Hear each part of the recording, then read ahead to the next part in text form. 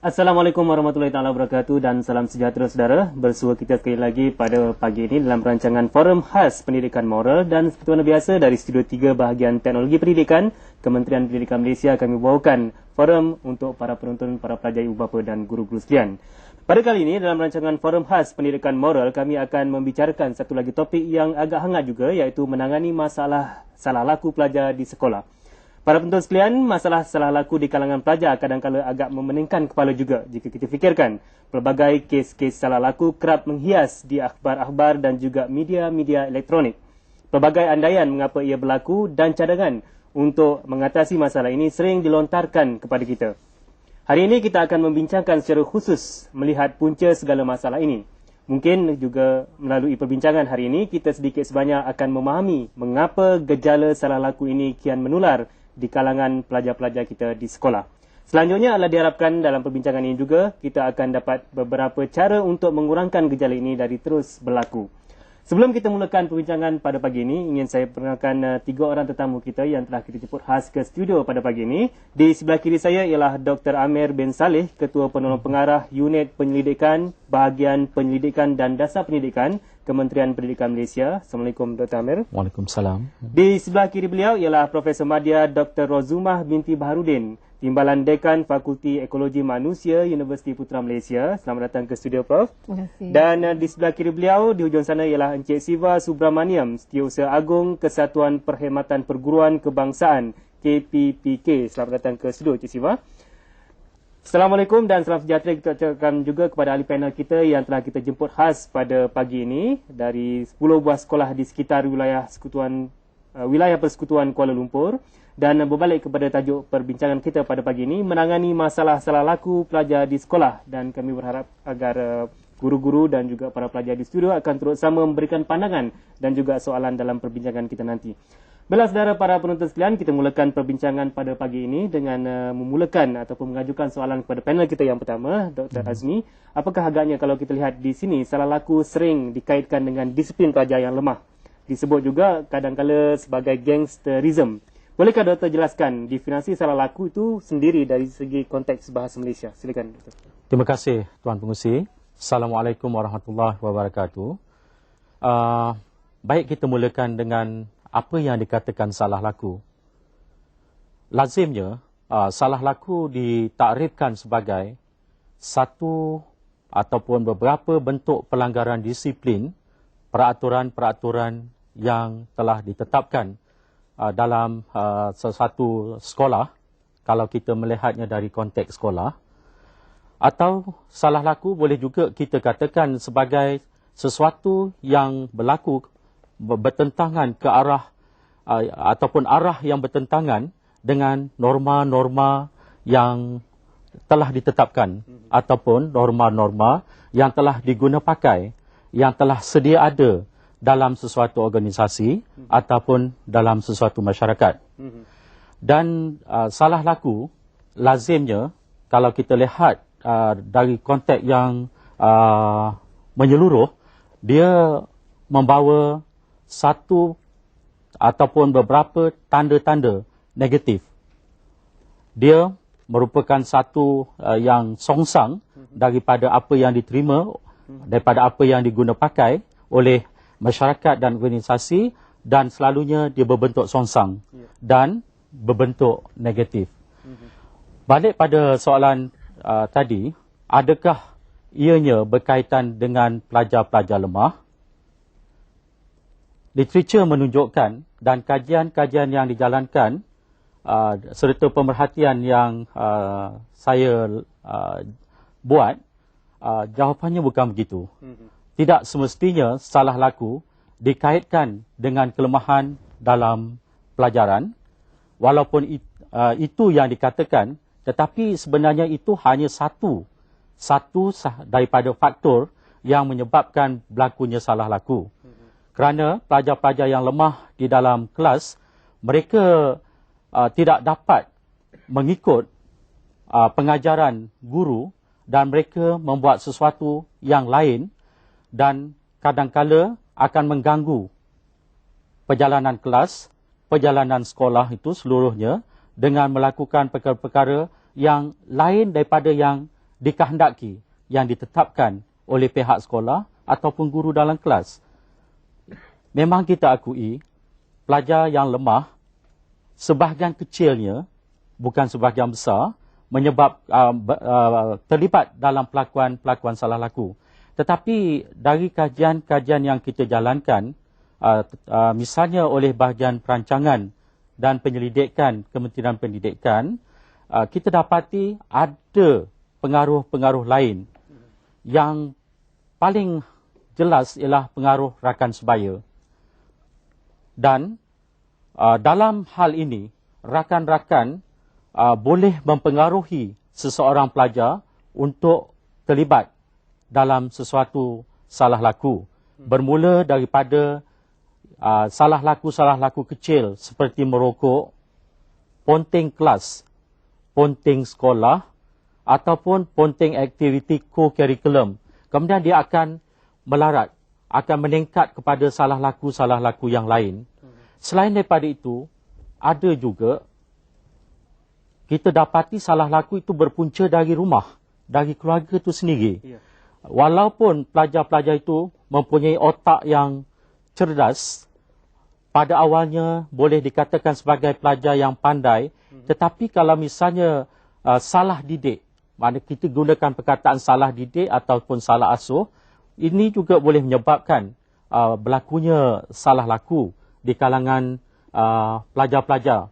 Selain daripada itu, pengaruh jiran.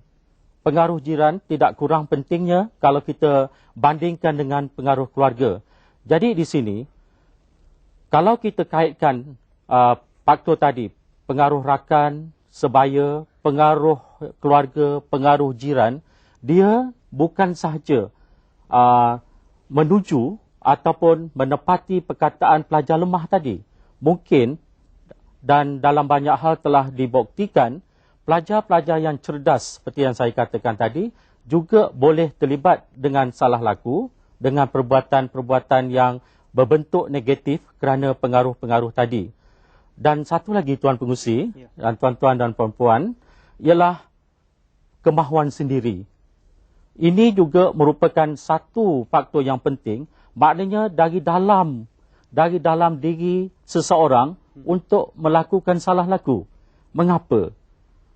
Banyak kajian menunjukkan bahawa yang pertama, mereka hendak menonjolkan diri. Mereka hendak mengketengahkan siapa dia, maknanya diri pelajar tadi, dan satu daripada yang mungkin mereka lakukan ialah dengan melakukan perbuatan-perbuatan yang tak dapat diterima, yang menyalahi disiplin dan juga yang kita katakan berbentuk negatif tadi. Dan dengan melakukan perbuatan-perbuatan itu, mereka berharap mereka akan dapat menunjukkan kebolehan. Dan di sini kebolehan itu bukan kebolehan positif, tetapi kebolehan yang berbentuk negatif, yang mereka secara sedar melakukannya. Dan ini saya fikir kalau kita lihat dalam konteks sekolah, kita boleh nampak individu-individu ataupun karakter-karakter yang begini. Mereka tak dapat menonjolkan diri dengan aktiviti-aktiviti, katakan aktiviti co-curriculum dalam sukan persatuan, dan mereka melakukan ini supaya orang memandangnya, dan mereka dapat menarik perhatian lain dengan melakukan pelakuan-pelakuan salah laku. Misalnya, bermula dengan mengusik murid-murid lain dalam kelas, mengusik murid-murid lain semasa rehat, kemudian membuat kacau masa aktiviti co-curriculum. Yang ini saya rasa kalau kita bersekolah dulu, kita akan nampak individu-individu ini, walaupun bilangannya kecil, tetapi kita mesti dapat pasti bahawa mereka ini tidak semestinya pelajar yang lemah. Itu daripada segi definasi kalau kita lihat dan sebagai contoh-contoh.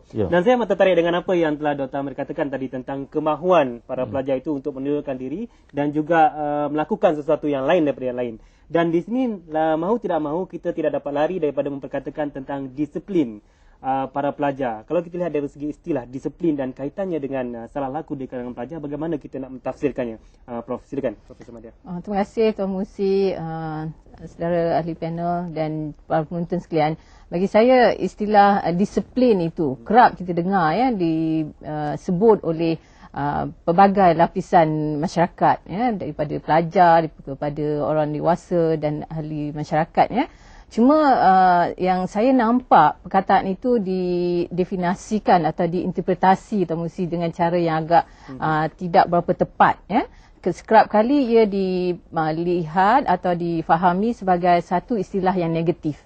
Padahal perkataan disiplin itu satu perkataan yang sangat murni maknanya.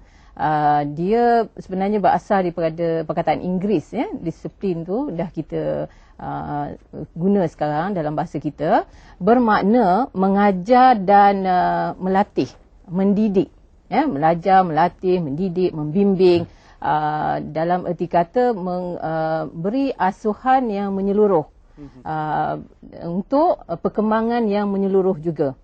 Jadi kalau kita lihat apa yang nak diajar, dilatih dan dibimbing serta diasuh ini ialah dari segi disiplin semua aspek yang membantu pelajar untuk membina dirinya dari segi pembangunan diri terutamanya ya, dari segala aspek untuk membolehkan dia berinteraksi dengan ahli, bermula dengan ahli keluarganya, kemudian pergi ke unit seterusnya seperti sekolah, dengan rakan-rakan, dengan guru, dengan ahli masyarakat. Jadi maknanya itu, disiplin ini sebenarnya memang memberi peluang untuk kita mengajar dan mengasuh, membimbing pelajar menjadi individu yang diterima masyarakat dan bukan yang menyalahi atau bertindak melanggar norma-norma yang diharapkan oleh masyarakat. Iya. Dan saya amat tertarik dengan apa yang telah Prof katakan tentang mengajar, melatih dan juga mendidik anak-anak, itu dari segi konsep disiplin. Dan kalau kita lihat Encik Siva ya, secara ilmiahnya kita telah memahami konsep pelaksanaan pengurusan disiplin di sekolah. Kita lihat disiplin ini tadi sebenarnya yang telah didefinisikan oleh Prof sebagai mengajar, melatih dan juga mendidik menjadi seorang insan yang cemerlang di situ. Berdasarkan kepada laporan Encik Siva ya, apakah masalah-masalah laku pelajar-pelajar di sekolah ini benar-benar serius dan bagaimana pula masalah ini jika kita lihat secara global, secara keseluruhannya? Silakan Cik Siva. Sebenarnya kalau kita lihat masalah disiplin ini bukan satu masalah di Malaysia sahaja, tetapi dia merupakan satu masalah antarabangsa. Walhal kita sendiri dapat lihat di Amerika Syarikat di kebanyakan sekolah, kini kita sudah ada metal detector, bermakna kalau murid nak pergi ke sekolah, mereka diperiksa sama ada mereka bawa senjata atau tidak. Tapi oleh kerana kita lihat banyak perubahan sedang berlaku di Malaysia sendiri, masalah ini dimakin serius. Tetapi bukan saja soal sekolah yang main peranan yang penting sekali, tetapi pada pendapat saya sendiri yang penting sekali adalah rumah itu sendiri main peranan yang penting sekali. Jadi kalau kita tengok tahap disiplin di Malaysia kini sudah merosot, sudah menjadi sesuatu isu yang agak serius, maka masyarakat yang harus disalahkan untuk masalah itu. Kita semata-mata tidak boleh menyalahkan murid-murid atau guru ataupun pentadbiran. Dan kerana kita lihat bahawa masyarakat hari ini gagal menetapkan isu disiplin ini ke tahap yang kita perlu. Kerana kita harus ingat, kita ni lain daripada negara lain. Kita ini adalah masyarakat majmuk. Lagi satu, institusi keagamaan kita masih kuat lagi. Ketiga, kita tidak perlu melahirkan murid-murid yang cemerlang dari segi akademik sahaja. Tetapi bila mereka ni menjadi cemerlang, mereka juga harus cemerlang dalam semua pihak, semua bidang. Oleh itu, satu package yang amat penting sekali. Dan kita lihat bahawa tahap disiplin di Malaysia kebelakangan ini nampaknya begitu serius. Tetapi kita harus lihat satunya, negara jiran pun begitu juga. Tetapi ada setengah orang, dia ni tidak berani bercakap tentang isu disiplin. Tetapi di Malaysia ni kita bebas bercakap pasal disiplin, dan kita bebas bangkitkan apa yang sedang berlaku, supaya ibu bapa kita sedar. Dan oleh yang demikian, walaupun kita nampak isu ini disiplin serius di Malaysia, Tetapi kita boleh mengatasinya dengan kita melakukan beberapa perubahan. Harus juga kita ini menjadi satu isu yang orang yang buat dasar pun kena bawa perubahan lah. Dan juga kita mesti lihat kepada bagaimana kita dapat menyelamatkan murid ini dari isu masalah disiplin ini. Kerana saya percaya bahawa murid itu sentiasa tak mau timbul masalah. Tapi dia terpaksa timbulkan benda itu mungkin kerana salah masyarakat, salah anggapan masyarakat, mungkin dia dalam keadaan yang susah. Kalau kita tengok latar belakang setiap murid itu sebenarnya ada sesuatu masalah yang mungkin menjadi kita kena struktur semula masyarakat kita. Mungkin dia miskin. Mungkin dia nak perlu perhatian. Ketiga, mungkin dia daripada single parent ataupun tak ada ibu bapa. Dan mungkin dia ni kerja sebelah malam dan akhirnya dia kena datang sekolah. Mungkin yang menjadi bosan ini adalah sistem pendidikan sendiri. Mungkin dia kata dia tak boleh ikuti sistem itu. Jadi kita kena lihat sebagai satu package. Ya, terima kasih Encik Siva di atas penjelasan itu tadi. Sekarang saya buka soalan kepada penonton di studio untuk terus sama berinteraksi bersama dengan panel kita. Silakan soalan yang pertama. Saya Puan Rokiah binti Abdullah daripada Sekolah Menengah Kebangsaan Bangsa ingin mengajukan soalan kepada ahli panel. Soalan saya berbunyi, pemilihan penempatan pelajar untuk sesebuah sekolah menyebabkan sekolah berkenaan menghadapi masalah tingkah laku pelajar. Apakah komen ahli panel tentang fenomena ini? Terima kasih Puan Rokiah di atas soalan itu. Ingin saya ajukan kepada Cik Siva dulu ni tentang penempatan ini. Sebenarnya ini menjadi masalah. Kerana kita lihat bahawa hari ini ada setengah sekolah dia ambil pelajar yang terbaik sekali. Dan lepas itu bila keputusan SPM keluar dia kata 100%. Kita memangnya kalau dia itu memang ambil pelajar yang baik mesti 100% lah. Tapi kita tengok dasar kita menempatkan pelajar misalnya dari tahun 6 ke tingkatan 1 ke sekolah yang paling terdekat. Jadi kalau dia ni kawasan pendalaman, kawasan-kawasan di mana ada problem sedikit kerana bentuk masyarakat di kalangan itu macam itu, maka timbul problem. Oleh itu penempatan guru ke kawasan-kawasan itu adalah mesti ikut murid-murid di kawasan itu. Kalau dia itu adalah area yang kira sensitif, maka kita harus antar guru yang lebih mempunyai cabaran untuk menghadapi masalahnya. Kita pernah tengok dalam filem-filem dan sebagainya di mana kalau kita tengok sekolah itu di kawasan luar bandar, misalnya katakan di Selama, lain daripada keadaan di Kuala Lumpur, atau yang di Kuala Lumpur jauh berbeza daripada yang berada di Tumpat. Dan kita kena latih guru yang akan sesuaikan kepada latar belakang sekolah itu. Kegagalan kita adalah kita latih guru serentak yang tak sesuai dengan area-area yang dimaksudkan. Bagaimana pula pandangan Dr. Amin dari segi penyelidikan yang telah dilakukan setakat ini berdasarkan pada penempatan pelajar ini? Baiklah, kalau katakan sesebuah sekolah, biasanya sekolah menengah, dia ada beberapa sekolah rendah yang kita panggil sebagai feeder school untuk sekolah menengah tadi. Pada saya kita perlu lihat dari dua sudut. Yang pertama, sudut kebaikannya yang positif, dan seperti yang dikatakan oleh Cik Siva tadi, dengan cara itu kita mungkin boleh membantu ibu bapa. Tidak perlu ibu bapa membayar tambang yang mahal untuk kalau katakan anaknya pergi ke sekolah yang lebih jauh daripada sekolah yang terdekat tadi. Dan satu lagi, dari segi positifnya, kalau budak-budak itu dekat dengan sekolah, memudahkan mereka pergi ke sekolah selepas waktu persekolahan. Terutama sekali untuk kegiatan-kegiatan co-curriculum, untuk cara belajar bersama dengan rakan-rakan lain di sekolah. Tetapi kalau kita lihat dari sudut yang lain, misalnya yang pergi ke sekolah itu dari satu kawasan yang hanya didiami oleh satu kaum saja. Mereka tak bercampur dari kecil sampai mereka ke sekolah menengah dengan kaum-kaum lain. Dalam penyelidikan kami mendapati pelajar-pelajar ini mudah terlibat dalam salah laku, terutama sekali bila berlaku salah faham dengan kumpulan pelajar-pelajar lain. mereka kadang-kadang terlibat dalam pergaduhan sebab mereka tak dapat memahami budaya, cara hidup pelajar-pelajar lain yang sejak kecil mereka tak pernah bercampur dengannya. Itu dari sudut yang negatif yang boleh kita lihat. Satu lagi, kadang-kala kalau pelajar tu dari satu kawasan, dia telah ada satu semangat kekitaan. Dia kepunyaan bersama kelompok dia, dan bila sampai ke sekolah, mereka akan mempertahankan kelompoknya tu habis-habisan.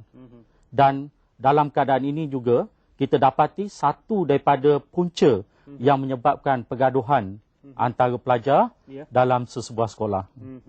Bila kita buka lagi soalan untuk para penonton di studio. Silakan soalan yang kedua. Saya Cikgu Munisami Munian dari Sekolah Menengah Kebangsaan Jalan Samping KL.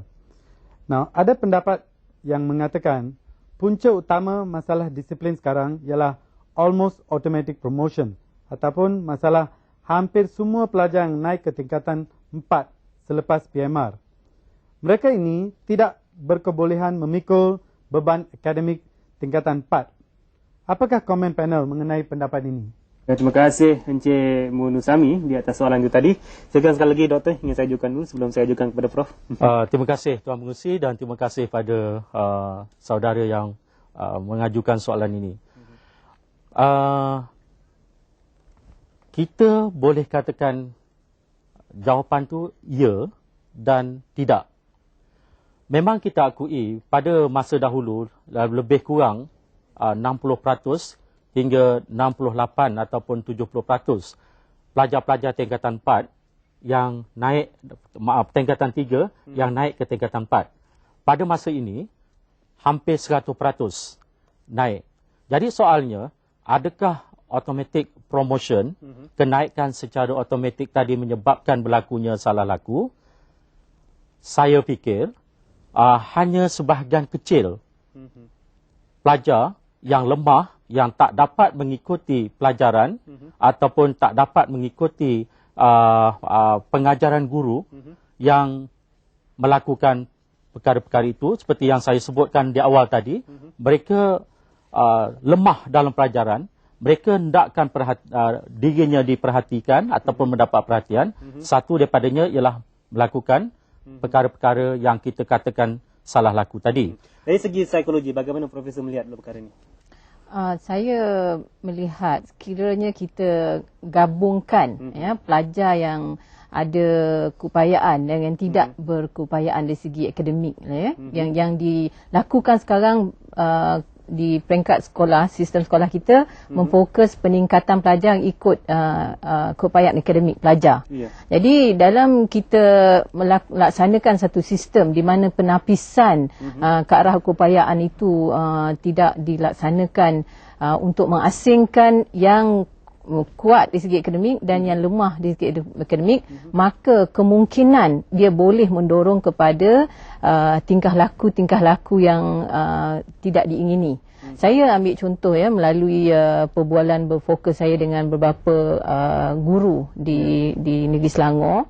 Mereka mendapati sekarang ni automatic promotion seperti yang disebut oleh rakan yang bertanya tadi, pelajar-pelajar yang tak tahu membaca, tak tahu menulis, berada di tingkatan 4 contohnya, dan bersama pelajar-pelajar yang boleh dan lebih maju dari segi akademik. Jadi bila mereka lemah dan tidak dapat memanfaatkan masa seperti yang pelajar-pelajar yang kuat itu, mereka cepat bosan. Bila bosan, maka mudah mereka terpengaruh oleh perkara-perkara yang mendorong ke arah salah laku. Jadi saya nampak kita perlu ada penapisan pada pandangan saya lah, supaya kita asingkan pelajar ikut kemampuan mereka, ikut potensi yang ada pada diri mereka lah. Jadi mungkin dalam kita menilai pelajar, kita perlu mengambil penilaian dari segi keupayaan pelbagai, multiple capability dia lah. Jadi mungkin ada pelajar yang baik dari segi akademik, tapi ada yang mungkin bagus dari segi kemahiran ya.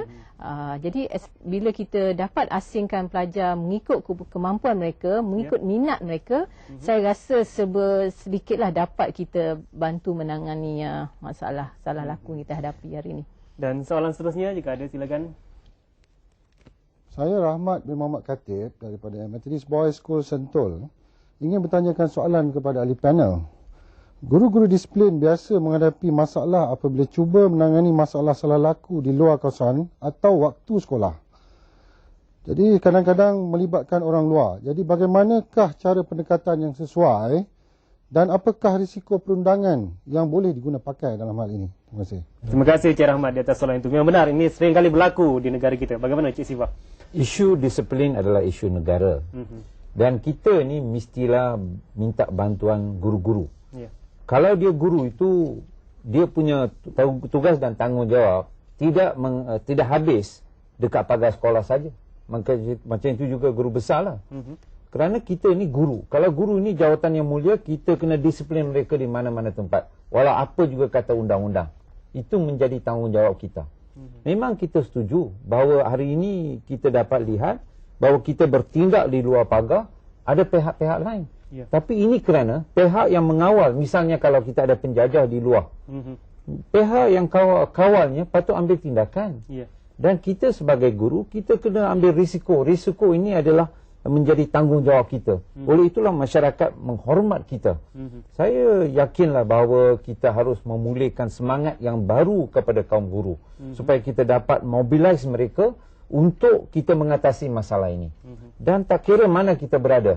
Kalau dia merokok misalnya di supermarket, kita boleh tegur dia. Memang kita tahu, ini ada budak-budak Samsing yang cabak cikgu. Tapi kita kena ambil disiplin. Tak kira apa dia. Kalau dia ni, kita pada sistem persekolahan kita, bila kita menghasilkannya, guru dan guru besar harus bangga dapat menghasilkan seorang murid yang bermoral tinggi, yang mempunyai tahap disiplin yang tinggi. Itu menjadi tugas dan tanggungjawab seorang guru. Memang sebagai seorang anggota polis pun dia menghadapi cabaran. Guru pun memang akan menghadapi cabaran. Mungkin ada pihak yang mengatakan itu bukan tugas dan tanggungjawab cikgu.